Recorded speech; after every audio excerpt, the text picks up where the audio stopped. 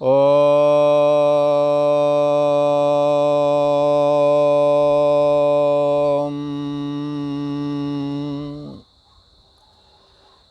गुरु ब्रह्मा गुरु विष्णु गुरुदेव महेश्वरा गुरु साक्षात् परम ब्रह्म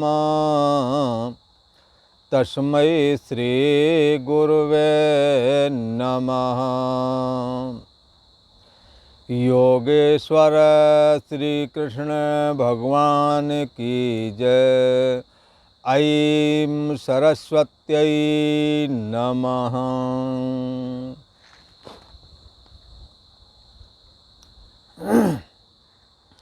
पूर्व का प्रसंग एक बार स्मरण करते हैं। पूर्व में प्रसंग चल रहा था ये क्षेत्र और क्षेत्रज्ञ का। 13वां अध्याय चल रहा है और इसमें भगवान श्री कृष्ण अर्जुन को उपदेश करते हुए कह रहे हैं और इसमें स्वयं भगवान ही बगैर पूछे बता रहे हैं। कह रहे हैं कि हे अर्जुन, यह शरीर एक क्षेत्र की तरह है, एक खेत की तरह है और इसको जो जैसे खेत को जानने वाला, खेत का मालिक खेत तो नहीं होता, खेत से अलग होता है। खेत कहो, फील्ड कहो, ज़मीन कहो, कुछ भी कह सकते हैं। खेत उसे कहते हैं जहाँ पर गेहूँ धान आदि जिन्स अन्न उपजाए जाते हैं। ऐसा जो खेत है उसको यहाँ क्षेत्र शब्द करके कहा गया है। भगवान श्री कृष्ण कहते हैं उस खेत में तो गेहूँ धान वगैरह पैदा होते हैं, पर मैं जिस क्षेत्र की बात कहता हूँ उसमें कर्म पैदा होता है। भगवान श्री कृष्ण ने भी कहा कर्मण्येवाधिकारस्ते मा फलेषु कदाचन। इस शरीर रूपी खेत में आप कर्म की खेती कर सकते हैं और इसका अधिकार स्वयं ईश्वर ने दिया है। चाहे अच्छा कर्म करें चाहे गलत कर्म करें, ये तुम्हारी राजी है, पर ईश्वर ने कर्म करने के लिए तुम्हें स्वतंत्र कर दिया है। इसलिए कर्मण्येवाधिकारस्ते मा फलेषु कदाचन। ये कर्म रूपी खेती कहाँ पे होवेगी? शरीर रूपी खेत में। और जैसे वहाँ खेत को जहाँ पर गेहूँ धान आदि होता है, उस खेत का कोई मालिक होता है, वही उस खेत को जानता भी है कि ये हमारा खेत है। ऐसे ही ये शरीर एक खेत की तरह है, क्षेत्र की तरह है, जहाँ पर कर्म रूपी खेती होती है और शास्त्र के अनुसार अच्छा कर्म करके अच्छे कर्म की खेती करोगे और तो फिर क्या होवेगा? यदि फल की इच्छा होवेगी तो स्वर्ग आदि की प्राप्ति भी ये शरीर रूपी क्षेत्र से आप कर सकते हैं। और यदि आप गलत खेती करेंगे इस शरीर में आकर के तो आपको नरक भोगना पड़ेगा और इस संसार में जब तक जीवित रहोगे तब तक अपयश के भागी होवोगे और कष्ट को सहना पड़ेगा। इसलिए भगवान श्री कृष्ण अर्जुन से कहते हैं, हे अर्जुन, इदम शरीरम कौन्तेय क्षेत्रम इति अभिधीयते। ये जो है शरीर एक खेत की तरह है, इसमें आप कर्म का खेती कर सकते हैं, पर कौन सा कर्म करें और कौन ना करें, तस्मात् शास्त्रम प्रमाणम कार्याकार विवस्थितौ। हमें कौन सा कर्म करना है और कौन सा कर्म नहीं करना है, इस बात के लिए तो शास्त्र ही प्रमाण है।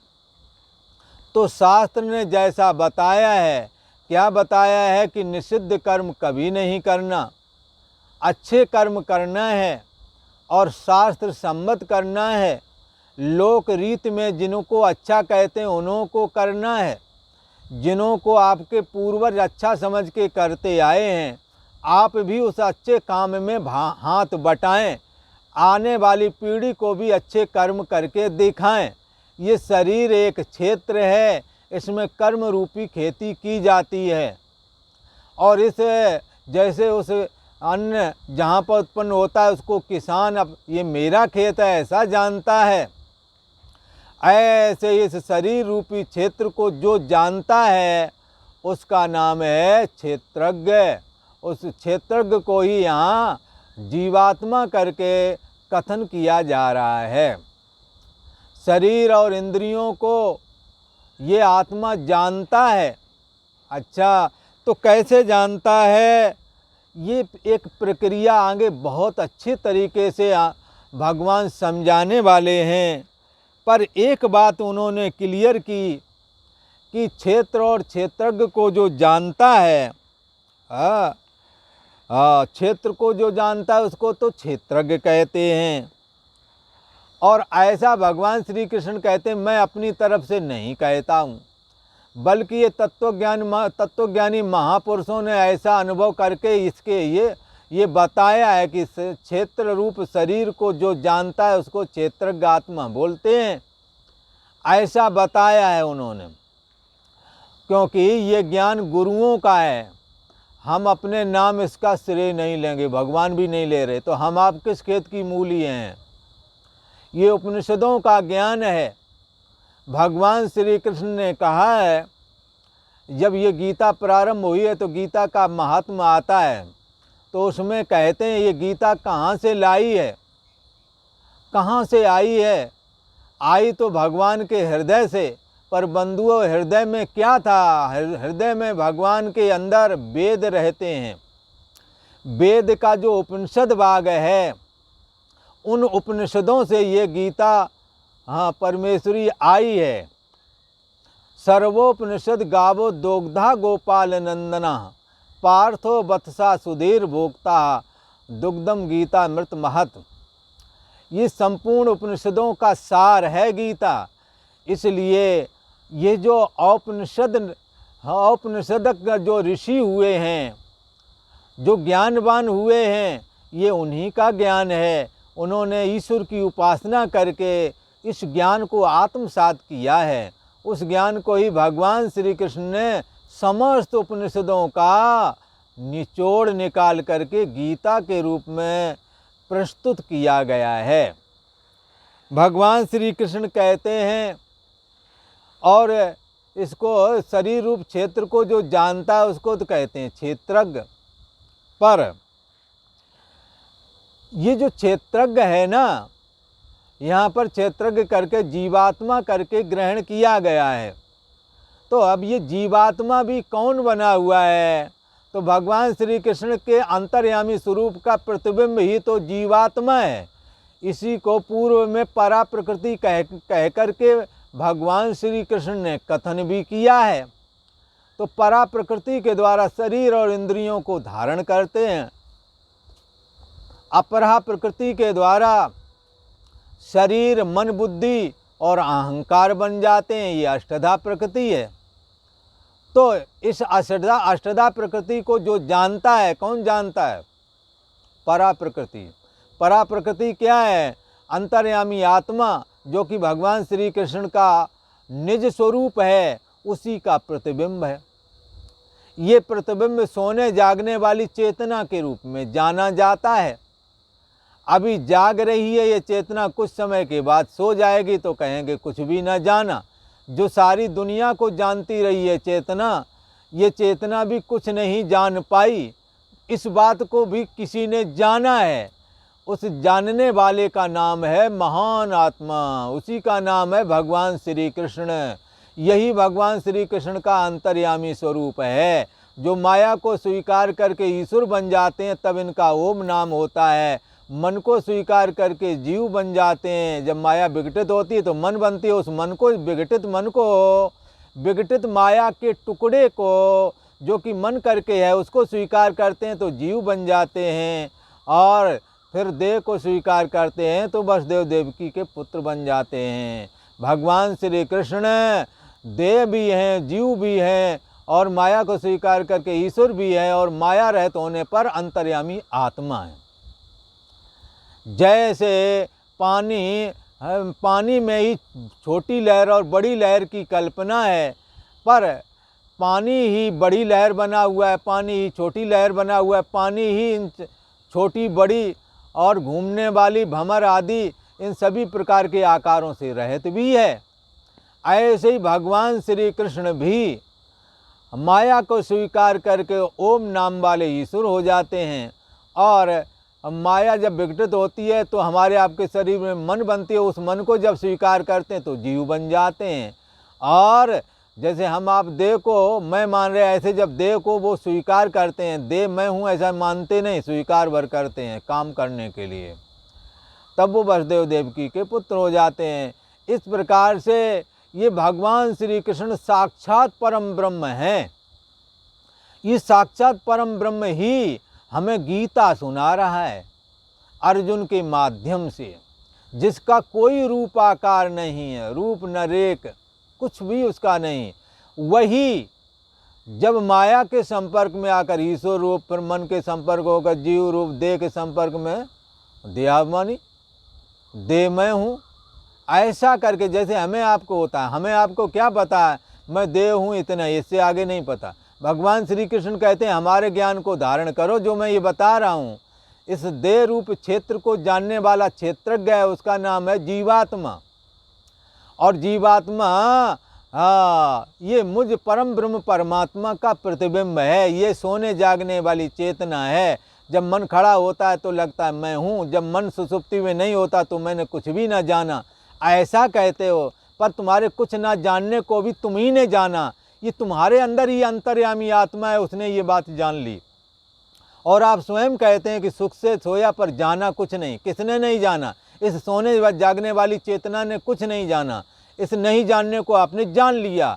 इसलिए ये बात सिद्ध होती है कि आप ज्ञान स्वरूप हैं और सदा रहने वाले तो हैं ही हैं, ज्ञान स्वरूप हैं, सदा रहते, इसलिए सत कहते हैं। आपके ज्ञान का कभी अभाव नहीं होता, इसलिए आपको चित भी बोलते हैं। और आपकी प्रियता का कभी अभाव नहीं होता, इसलिए आनंद भी बोलते हैं। इसलिए सच्चिदानंद रूपाय विश्वोत्पत्त्यादि हेतवे तापत्रय विनाशाय श्री कृष्णाय वयम नमः। ये भगवान श्री कृष्ण सच्चिदानंद स्वरूप हैं, यही जगदाधार हैं, ऐसा कहते हैं। तो समस्त शरीर रूप क्षेत्र को जो जानता है उसको क्षेत्रज्ञ कहते हैं। और फिर बाद में क्या कहते हैं? जितने भी शरीर रूप क्षेत्र हैं उनमें जितने भी क्षेत्रज्ञ हैं वो सारे के सारे क्षेत्रज्ञ रूप जीवात्मा मैं बना हुआ मिलो। कैसे? जैसे किसी ट्रक के आगे वाले शीशा में जब पत्थर मार दिया तो पहले तो शीशा एक ही था, 2.5 बाई 3 का लंबा चौड़ा, पर उसमें जब पत्थर मार दिया तो लाखों टुकड़े हो गए। पर वहीं चिपके लगता तो है कि शीशा अभी भी पूरा है, पर जगह जगह से चटक गया, लाखों हजारों टुकड़े हो गए, बेगिनती टुकड़े हो गए। और सूर्य का प्रतिबिंब पहले पूरे शीशे पे पड़ रहा था, तब लगता था एक ही सूर्य है। और जब उन टुकड़ों पर सूर्य का प्रतिबिंब पड़ने लगा तो हजारों सूर्य दिखने लगे। बंधुओं, ऐसे ही अंतर्यामी आत्मा के रूप में विद्यमान भगवान श्री कृष्ण का ये अंतर्यामी विग्रह, ये भगवान श्री कृष्ण साक्षात आत्मा के रूप में सब में विद्यमान है। ये अंतर्यामी स्वरूप है भगवान का, उसका प्रतिबिंब माया रूप बड़े शीशे पे पड़ रहा था। तब इन्हीं का नाम ओम था, एक ही लगता था। एको हम बहुश्याम प्रजाए तदैक्षत एको हम बहुश्याम प्रजाए। मैं एक हूँ, पहले ऐसा लगता था, क्योंकि परम ब्रह्म परमात्मा था। और जैसे ट्रक का बड़ा वाला शीशा है ऐसे ही उसमें वो झांक रहा था, लगता था एको हम एक ही हूँ। ये उपनिषद वचन है, अपनी तरफ से नहीं है, इसको समझते चलना। ये बड़े रहस्य की बात है। यद समझ लिया अत ई चेद मेदी अत सत्यमस्ति। यदि तुमने समझ लिया तो ठीक है, आपके मानव जीवन का धारण करना सार्थक हो जाएगा। और न चेद वेदी यदि नहीं जाने तो महती विनष्टि, क्योंकि आपने बहुत बड़ी हानि कर ली, क्योंकि मनुष्य का जो शरीर मिला था वो इसी रहस्य को जानने के लिए मिला था। कौन सा वो तत्व है, कौन सा वो ईश्वर है, परमात्मा है, क्या है कि जिसके ना जानने से जगत खड़ा है, कि जो ऐसा कौन सा तत्व है जो सर्वरूप है। तो वो कोई दूसरा नहीं, भगवान श्री कृष्ण का अंतर्यामी स्वरूप है। ये भगवान श्री कृष्ण का जो अंतर्यामी स्वरूप है वही शिव का है, वही विष्णु का है, वही दुर्गा का है, वही स्वरूप सूर्य का भी है, वही गणेश का है, वही हमारा और आपका है। तब जब वो अंतर्यामी जब वो समूची माया से देख रहा था तो एको हम था, एक रूप। और जब उसको ईश्वर ने अपने संकल्प शक्ति के द्वारा विघटित किया, जैसे शीशे में पत्थर जब लग गया तो लाखों टुकड़े हो गए। अब उन लाखों टुकड़ों में भी सूर्य तो एक ही रहता, तो वो तो कभी अनेकों हो नहीं सकता, पर उसके रिफ्लेक्शन, उसके प्रतिबिंब लाखों हो गए। अब लगता है उसने ये संकल्प किया था, एको हम, मैं एक हूँ सो बहुत श्याम प्रजाए, बहुत रूप हो जाऊं। तो फिर वो बहुत रूप हो गया। और बहुत रूप कौन हुए? जो परछिन्न माया के टुकड़े हुए, उन्हीं का नाम मन है। उन्होंने भी एक देहाभिमान फोड़ा जो हमारे आपके रूप में, शरीर के रूप में दिख रहा है।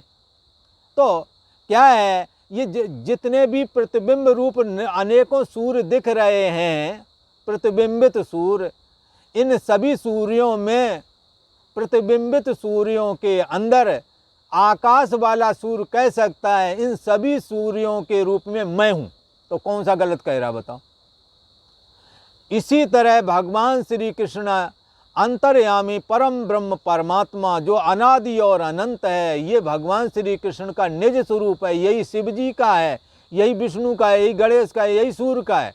यह समूची माया से जब झांकता है तब इन्हीं का, ये ईश्वर के पोज हैं, इन सबका नाम एक ही है, ओंकार सबका नाम है, ध्यान रखना। इसलिए वो किसी इन पांचों के मंत्र लाओ, उनमें देखोगे आप ओम पहले लगा मिलेगा, क्योंकि ओम इन पांचों का प्रथम नाम है। ये सगुण निराकार ईश्वर है, और निर्गुण निराकार तो चैतन्य सत्ता मात्र है, जिसको अनादि और अनंत कहते हैं। ये ब्रह्म अनादि और अनंत है। उसमें जब माया शक्ति होती है तब उसको लगता है एको हम, ये बड़े शीशे की तरह है। और जब इसको ईश्वर की इच्छा से विघटित किया जाता है तो जीव भाव उत्पन्न हो जाता है। तो उन जीव भाव के रूप में जो प्रतिबिंबित हो रहा है वो स्वयं अनादि और अनंत परम ब्रह्म परमात्मा ही हो रहा है। इसलिए यहाँ पर भगवान श्री कृष्ण कहते हैं क्षेत्रज्ञम चापि माम विद्धि।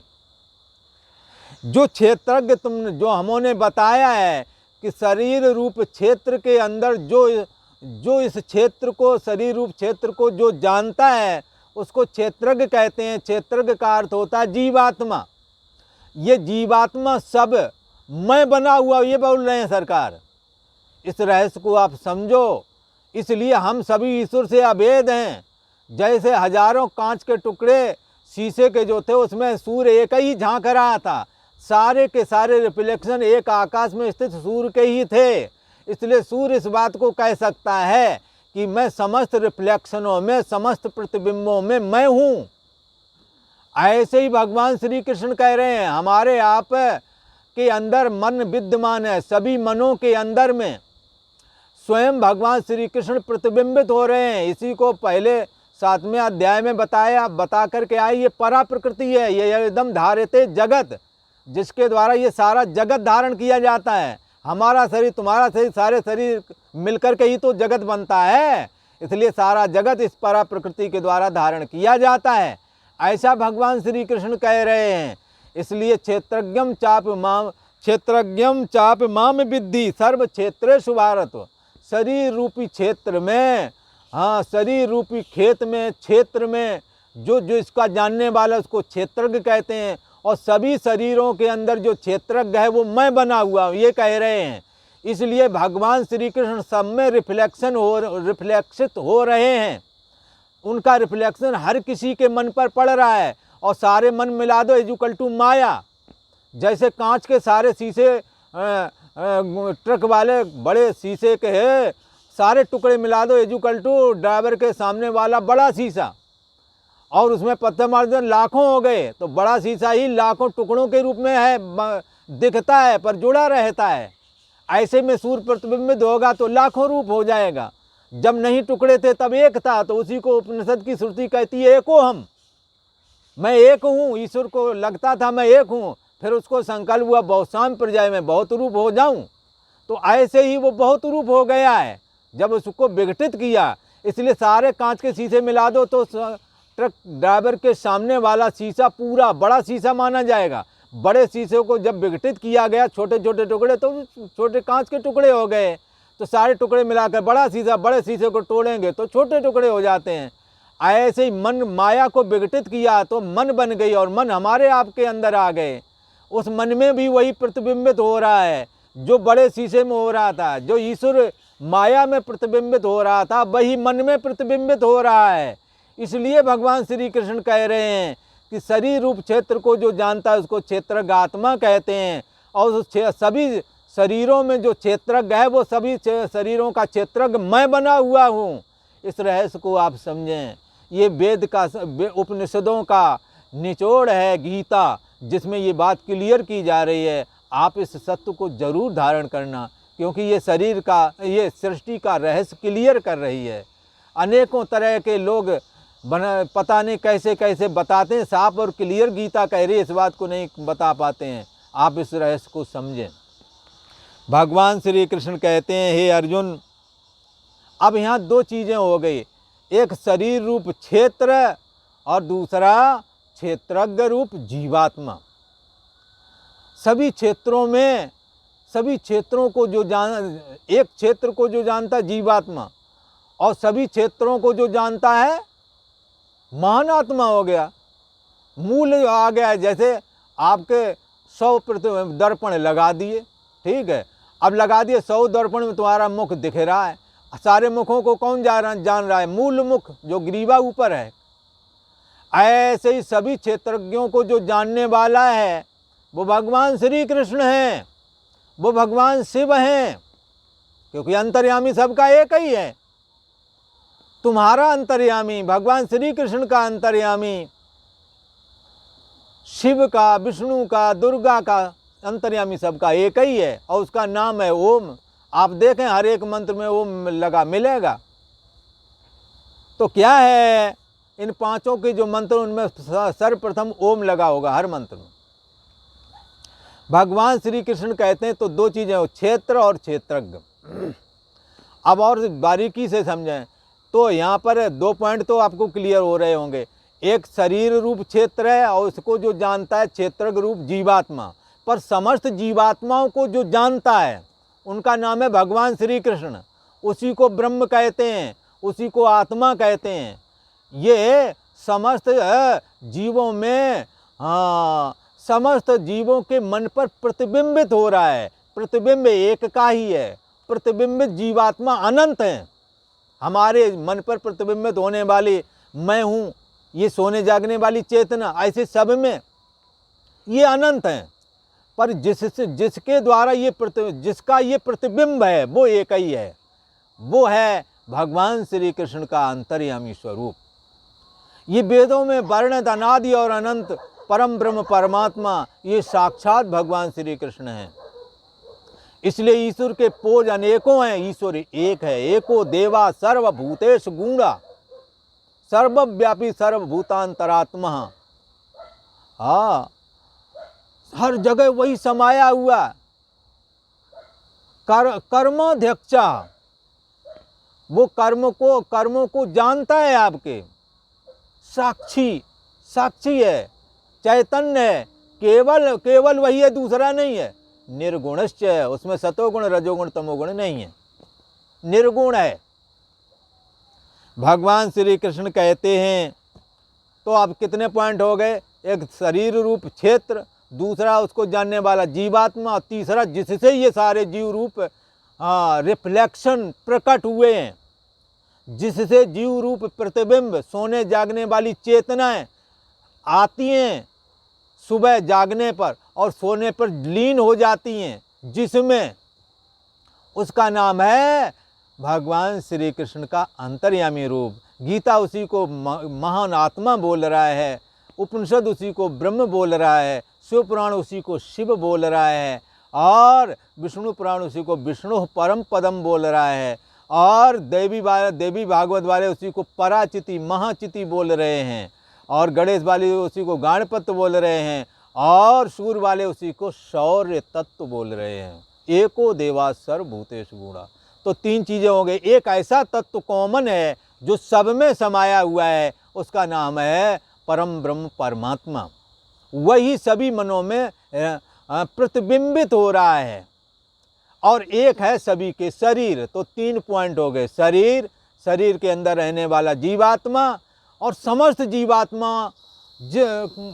जीवात्माओं में जो चेतना प्रतिफलित हो रही है, जिसके लिए उपनिषद कह रहा है चेतना नाम एको बहु नाम।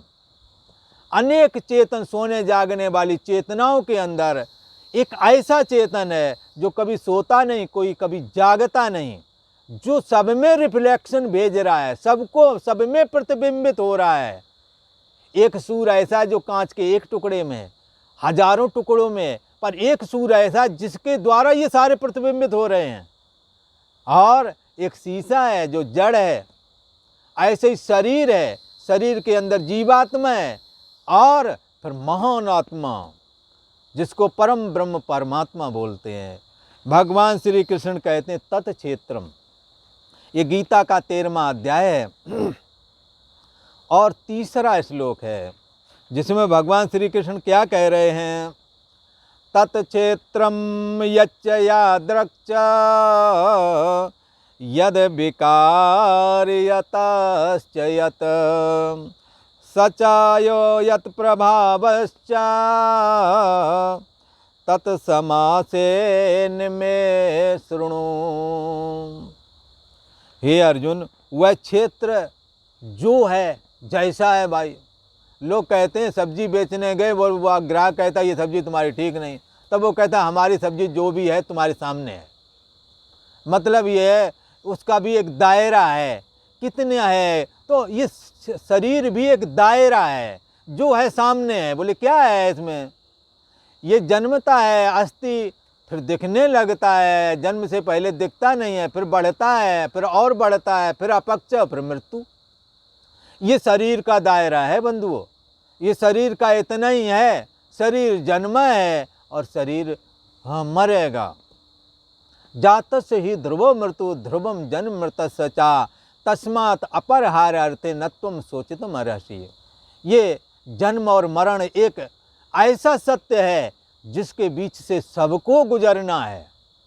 हो सकता है आपने अमीरी का, धनाढ्यपने का अनुभव ना किया हो, ना करने को मिला हो सकता है आपने गरीबी का अनुभव ना किया हो। बहुत सारे ऐसे अनुभव हैं जो आपके जीवन में हो सकता वो आपको अनुभव में आए ना आए, पर बंधुओं मृत्यु एक ऐसा सत्य है जो आपके जीवन में आना ही आना है। जिसका जन्म हुआ है, जिसने आकर जन्म लिया है, उसने एक दिन कूच किया है, उसने एक दिन पलायन किया है। ऐसा समझ करके इस अपरहार अर्थ को समझो। ये शरीर क्या है? ये शरीर एक पिंजड़ा है। इस पिंजड़े में एक पंछी है। जब वो पंछी निकल जाता है तो खाली पिंजड़ा पड़ा रह जाता है। खैर, ये क्षेत्र का ये दायरा बता दिया। शरीर रूप क्षेत्र कैसा है? तो शरीर रूप क्षेत्र ऐसा है। कैसा है शरीर रूप क्षेत्र? यदि ऐसा कहें तो बचपना, जवानी और बुढ़ापा वाला है। कभी खेल कूदता, कभी जवान और कभी बुढ़ापा। इसलिए इस विषय में एक कहावत कहते हैं लोग, कच्चे तो अच्छे लगें। बचपने में शरीर अच्छे लगते हैं, कच्चे तो अच्छे लगें, गदराए खूब मिठाएं। और हे सखी वो कौन से फल जो पक जावें कड़वावें। तो ये शरीर रूपी एक ऐसा फल है, बचपन में अच्छा लगता है, जवानी में और बढ़िया लगता है, और बुढ़ापे में कड़वाने लगता है। कोई पास में बैठाने को राजी नहीं होता है। शरीर का ये दायरा है बंधुओं। शरीर रूप क्षेत्र का ये दायरा है। तत्क्षेत्रम यच्च यादृक्ष, यह वह शरीर रूप क्षेत्र जो है और जैसा है। 6 विकारों वाला है, जन्मना अस्थि वृद्धि विपरिणाम अपक्षय और मृत्यु। और कैसा है? बचपना जवानी बुढ़ापा वाला है। कैसा है ये? जन्म मृत्यु जरा व्याधि दुख दोषानुदर्शनम। इसका जन्म होता है, मरण होता है, बुढ़ापा आता है, दुख, हाँ क्या दुख आते हैं इसमें? रोग हो जाते हैं, व्याधि लग जाती है। जो है जैसा है, ये है और ऐसा है, बता दिया भगवान श्री कृष्ण ने। भगवान श्री कृष्ण कहते हैं कि जिन विकारों वाला है, रोग दोष वाला है, बचपना जवानी बुढ़ापा वाला है, कभी अच्छा दिखता है, कभी हाँ खराब दिखता है, कभी और अच्छा दिखता है। यतः कहते हैं वह शरीर रूप क्षेत्र जो है और जैसा है, तथा जिन विकारों वाला है, अनेकों विकार इस शरीर में प्राप्त हो जाते हैं। वात पित्त कफ के बढ़ते हुए अनेकों ज्वर बुखार आदि आ जाते हैं। अभी कोरोना आया था तो सत्यानाश करके रख दिया, लोगों के धंधे रोजगार चौपट हो गए। ये शरीर का विकार है भला। तो क्या है? यह जिन विकारों वाला है और जिस कारण से हुआ है। किस कारण ये शरीर हुआ है? तो किस कारण हुआ है शरीर? तो बताया ये शरीर हुआ है कर्म की वजह से। कर्म कुछ ऐसे थे जिसकी वजह से ईश्वर ने हमें ये शरीर दिया है। या यतः यतः, जिस कारण से हाँ ये शरीर रूप क्षेत्र हुआ। तथा चा सा यह चा, और वह क्षेत्रज्ञ भी। शरीर रूप क्षेत्र की बात बता दी, फिर वह क्षेत्रज्ञ भी। या चाह जो है, हाँ शरीर क्षेत्रज्ञ क्या है भाई? सोने जागने वाली चेतना है भला। कैसी है? सोने जागने वाली चेतना। मन के खड़े होने पर मैं हूँ लगता है, और सुसुप्ति में जब मन नहीं होता तो मैं हूँ भी लगना बंद हो जाता है। तो वह क्षेत्रज्ञ रूप जीवात्मा भी जो है, हाँ, और जिस प्रभाव वाला, इसका प्रभाव क्या है? ये सोने जागने वाली चेतना ना होती तो हम भगवान का भजन कैसे करते? ये सोने जागने वाली चेतना को ही शास्त्र श्रोतव्यो मंतव्यो निदिध्यासतव्या का विधान है। इस सोने जागने वाली चेतना में ही काम क्रोध लोभ मोह मद मात्सर्य आदि दोष रहते हैं। इसी में बंधुओं ज्ञान वैराग भक्ति भी रहते हैं, ये सद्गुण भी रहते हैं। दया करुणा मुदिता आदि ये शुभ गुण भी इसी में रहते हैं। हमने क्या करना है? शुभ गुणों को धारण करना, दुर्गुणों को निकाल बाहर कर देना है। वह क्षेत्रज्ञ रूप जो और जिस स्वभाव वाला, वह क्षेत्रज्ञ भी जो है और कैसा जैसा प्रभाव वाला है, उसका प्रभाव है। गलत संगत करोगे, कामियों की संगत करोगे, काम जैसा दिखेगा। क्रोधियों की संगत में क्रोध जैसा। लोभियों की संगत में जाओगे, जिन्होंने बेईमानी घूसखोरी की है, यदि उनकी संगत में जाओगे तो आपके जीव भाव में ये भी प्रवेश कर जाएंगे। आपका मन करेगा मैं भी कहीं हाथ मार लूं। जैसा है ऐसा है। ये ऐसा भी है कि जिस दिन ये संकल्प किया आज से मैं कभी निंदा ना करूंगा तो नहीं करते। आज के बाद में काम के बंधन में नहीं आऊँगा, क्रोध नहीं करूँगा, नहीं करोगे। आप जिस दिन सोचोगे अब हम गलत निंदा चुगली वाले समाज में ना बैठकर केवल सत्संग सुनूंगा, ये भी होवेगा। इसका प्रभाव है। आप जैसा बना लो वैसा ही होवेगा। जीवन कैसा हो, जैसा बना लो वैसा हो। आप ये क्षेत्रज्ञ रूप जीवात्मा को, जिसको मन कहा जाता है साधारण भाषा में, आप अपने इस मन को कैसा बनाना चाहते हैं? जीवात्मा रूप मन आप जैसा बनाना चाहोगे वैसा ही बन जाएगा। इसलिए भगवान श्री कृष्ण कहते हैं वह क्षेत्रज्ञ भी जो है और जिस प्रभाव वाला है, इसका प्रभाव है सठ सुधरें। ये जीवात्मा दुष्टता स्वभाव यदि है जीवात्मा में तो सठ सुधरें, सत्संगत पाई।